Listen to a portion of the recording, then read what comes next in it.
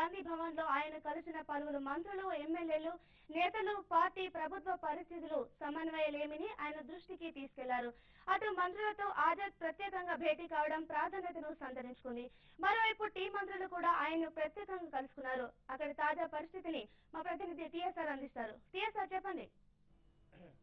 మొత్తం మీద ఒకరోజు రాష్ట్ర పర్యటనకు వచ్చినటువంటి కాంగ్రెస్ పార్టీ రాష్ట్ర వ్యవహారాల ఇన్ఛార్జ్ గులాబీ నబీ ఆజాద్ పర్యటన ప్రస్తుతం బిజీగా కొనసాగుతున్నట్లు కనపడుతుంది. ఉదయం లేఖీ గెస్ట్ హౌస్ లో ముఖ్యమంత్రి, పిసిసి అధ్యక్షుడు, ఉప ముఖ్యమంత్రి సహా పలువురు మంత్రులు, సీనియర్ నేతలు ఆయన లేఖీ గెస్ట్ హౌస్ లో భేటీ కావడం జరిగింది. ఆ తర్వాత గాంధీ భవన్కి వచ్చిన తర్వాత కూడా పలువురు ఎమ్మెల్యేలు, సీనియర్ నేతలు, పిసిసి కార్యవర్గ సభ్యులు వీళ్ళందరూ కూడా గాంధీ భవన్ లో ఆయన్ని కలవడం జరిగింది. మొత్తంగా అందరు నేతలందరితోనూ విడివిడిగా వాళ్ళ దగ్గర నుంచి గులాబీ నబీ ఆజాద్ వాళ్ళ అభిప్రాయాలు తెలుసుకునేటువంటి ప్రయత్నం చేస్తున్నారు. ఆ లేఖీ గెస్ట్ హౌస్ లో ఉప ముఖ్యమంత్రి దామోదర్ రాజనరసింహతోటి ఒక్కడితోనే దాదాపు 20 నిమిషాలకు పైగా 1-to-1 మీటింగ్ జరపడం ఒక ప్రాధాన్యత సంతరించుకున్నట్లుగా మనం చెప్పుకోవాల్సినటువంటి అవసరం ఉంది. దాంతో పాటు ప్రస్తుతం లేఖీ గెస్ట్ హౌస్ లో రాష్ట్ర కేబినెట్ సమావేశం లాగా గులాబీ నబీ ఆజాద్ ప్రస్తుతం రాష్ట్ర మంత్రివర్గం ఎవరైతే ఉన్నారో వాళ్ళందరితో కూడా సమావేశమయ్యారు. గమనించాల్సినటువంటి ఈ సమావేశానికి ముఖ్యమంత్రి లేకపోవడం అనేది మనం ప్రాధాన్యత కేవలం మంత్రులతో మాత్రమే గులాబీ నబీ ఆజాద్ భేటీ కావడం అనేది ఒక ప్రాధాన్యత కలిగినటువంటి. ఏదేమైనప్పటికీ మొత్తం మీద ఉదయం నుంచి ఇప్పటి వరకు కూడా అటు మంత్రులు కానీ, నేతలు కానీ, ఎమ్మెల్యేలు కానీ గులాబీ నబీ ఆజాద్ కలిసిన వారు రాష్ట్రంలో ఉన్నటువంటి ప్రస్తుత పరిస్థితులన్నింటినీ కూడా ఆయన దృష్టికి తీసుకొచ్చేటువంటి ప్రయత్నం చేస్తున్నారు. విజ్ఞప్తుల రూపంలో కానివ్వండి, ఫిర్యాదుల రూపంలో కానివ్వండి, లేదా ఆరోపణల రూపంలో కానీ ఏదో ఒక రూపంలో ఇటు పార్టీ అటు ప్రభుత్వానికి సంబంధించినటువంటి విషయాలన్నింటినీ కూడా ఆయన దృష్టికి తీసుకొచ్చేటువంటి ప్రయత్నం చేస్తున్నారు. గులాబీ నబీ ఆజాద్ కూడా నేతలందరి నుంచి కూడా వాళ్ళు విడివిడిగానే వాళ్ళ అభిప్రాయాలు తెలుసుకునేటువంటి ప్రయత్నం చేస్తున్నారు. లేఖీ గెస్ట్ హౌస్ లో కానీ, గాంధీ భవన్ లో కానీ ఆజాద్ను కలిసినటువంటి నేతలు వెల్లడించిన అభిప్రాయాలు ఎక్కువ మనం పరిశీలించినట్లయితే ప్రత్యేకించి ప్రభుత్వానికి పార్టీకి మధ్య సమన్వయాలేమి చాలా స్పష్టంగా ఉంది. అగాధాన్ని పూడ్చాల్సినటువంటి అవసరం ఉంది. లేకపోతే పార్టీ భవిష్యత్తులో ఇబ్బందికరమైనటువంటి పరిస్థితులు ఎదుర్కొంటుంది అనే అభిప్రాయాన్ని చాలా మంది నేతలు, ఎమ్మెల్యేలు కూడా వ్యక్తం చేశారు. దాంతోపాటు రెండవ అంశం, పార్టీలో చాలా కాలం నుంచి కూడా నామినేటెడ్ పోస్టుల భర్తీ కోసం పార్టీ కోసం పనిచేస్తున్న నేతలు ఎదురు చూస్తున్నారు. ఇప్పటికైనా నామినేటెడ్ పోస్టుల భర్తీ ప్రక్రియ కోసం చొరవ తీసుకోవాలి, ఆ రకమైనటువంటి డైరెక్షన్స్ ముఖ్యమంత్రికి ఇవ్వాలనేటువంటి విజ్ఞప్తులు కూడా చాలా మంది నేతలు వ్యక్తం చేయడం జరిగింది. ప్రస్తుతం ఈ గులాబీ నబీ ఆజాద్ను నేతలు కలిసినటువంటి అభిప్రాయాలు ప్రధానంగా ఈ 2 అంశాలు ప్రాధాన్యత సంతరించుకున్నట్టుగా కూడా కనపడుతుంది. ఏదైనప్పటికీ ఎమ్మెల్యేలు కూడా కొంతమంది వాస్తవానికి గులాబీ నబీ ఆజాద్ పార్టీ రాష్ట్ర వ్యవహారాల ఇన్ఛార్జ్ రాష్ట్రానికి వచ్చినప్పుడు ఎక్కువ మంది నేతలు, అదేవిధంగా ఎమ్మెల్యేలు, ఎంపీలు కలిసేటువంటి ప్రయత్నం జరుగుతుంది. కానీ ఈ దఫా పర్యటనలో మాత్రం చాలా తక్కువ మంది ఎమ్మెల్యేలే గాంధీ భవన్ లో కానీ, అటు లేఖీ గెస్ట్ హౌస్ లో కానీ చాలా కొద్ది మంది మాత్రమే కలవడం జరిగింది. దీనికి కారణం సమాచార లోపము, ఆయన పర్యటన పూర్తి స్థాయిలో లేకపోవడం అనేటువంటి ఒక అభిప్రాయం ఏర్పడుతుంటే ఈ పర్యటన వల్ల ఒరిగేదేమీ లేదనేటువంటి అభిప్రాయాన్ని కూడా కొంతమంది నేతలు వ్యక్తం చేస్తున్నటువంటి అంశాన్ని గమనించాల్సినటువంటి అవసరం ఉంది. ఏదైనప్పటికీ ఆజాద్ సాయంత్రం 5 గంటలకి సమన్వయ కమిటీ సమావేశం జరగబోతుంది ఆయన అధ్యక్షతన.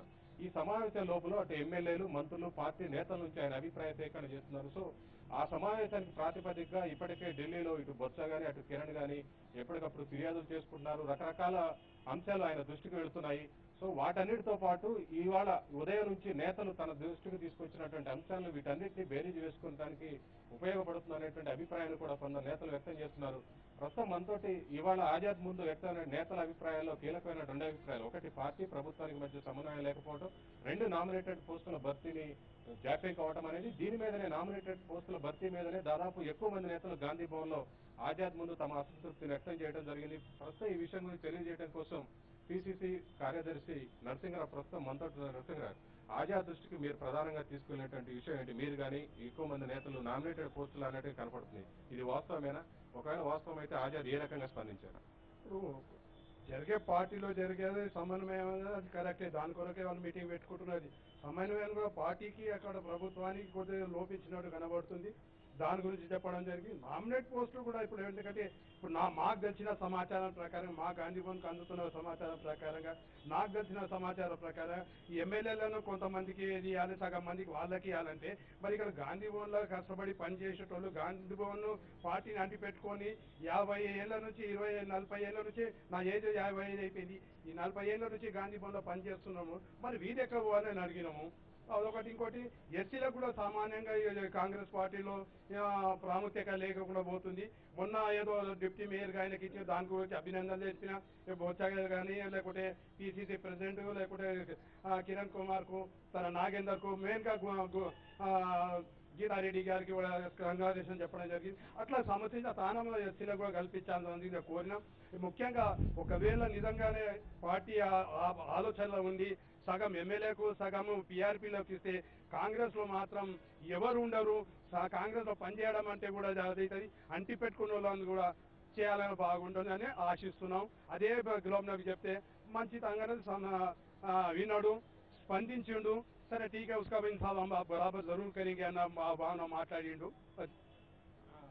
నర్మదా మొత్తం మీద ఇప్పుడు నరసింహరావు చెప్పినటువంటి అభిప్రాయం కానీ, గాంధీ భవన్లో ఆజాద్ను కలిసిన నేతలందరితోటి కానీ, ఇప్పుడు ఎమ్మెల్యేలు నందీశ్వర్ గౌడ్ కానీ, గండ్ర వెంకటరమణరెడ్డి లేదా రంగారెడ్డి జిల్లా కేఎం ప్రతాప్ కానీ, ఇట్లా చాలా మంది నేతలు కానీ, అదేవిధంగా గంగాభవని చాలా మంది నేతలు అందరూ కూడా కార్యకర్తలు నిరాశ నిస్పృహలో ఉన్నాయి.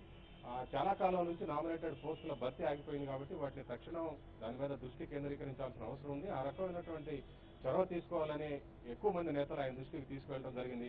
ఏదైనప్పటికీ ఇప్పుడు లేక్ వ్యూ గెస్ట్ హౌస్ లో ప్రస్తుతం రాష్ట్ర మంత్రులతో గులాం నబీ ఆజాద్ సమావేశం. ఇది ఒక రకంగా ఒక రాష్ట్ర మంత్రులతో ముఖ్యమంత్రి లేకుండా ఒక పార్టీ రాష్ట్ర వ్యవహారాల ఇన్ఛార్జి భేటీ కావడం అనేది ఒక రకంగా రాష్ట్ర రాజకీయాలు ఒక ప్రాధాన్యత కలిగినటువంటి అంశంగా చెప్పుకోవాల్సిన అవసరం ఉంది.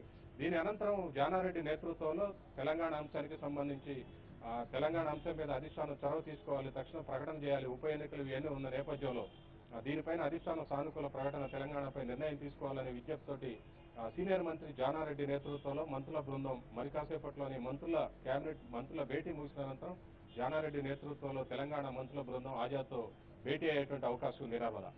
Right, thank you very much TR sir.